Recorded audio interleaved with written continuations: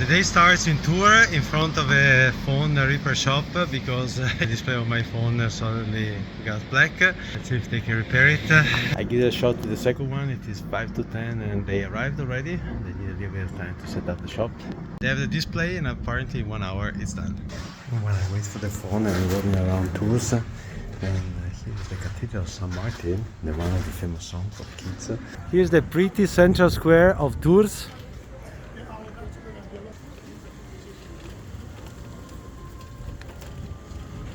And it worked, display repaired. We are leaving now Tours and there is a botanical garden which is very well rated on Google. And I guess the highlight here of the botanical garden is an animal farm, like with the cochon de Vietnam here. Now we finally left Tours and we are going to Villandry, which has the most famous garden in the whole Loire region. Here riding along the River Cher, we are before Villandry and there are some absolutely beautiful corners.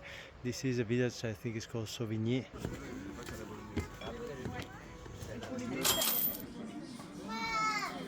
And we got now inside the Villandry Castle, which is the most famous for its gardens of the whole Loire. Here are terraces overlooking the gardens. It's incredible.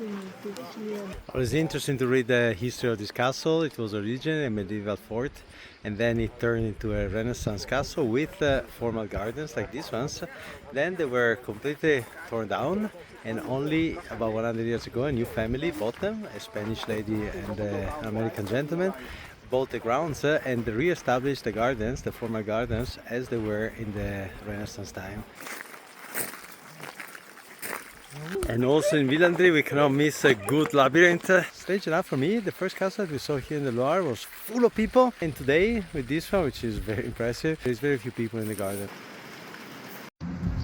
And now we are inside the castle. It's pretty cool. There are pictures of the family and the owners, and today this is the house of somebody.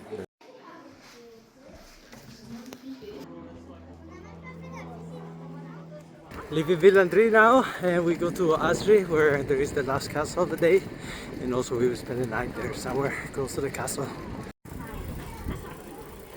We are now here in Azey the Chateau, which is the last chateau of the day.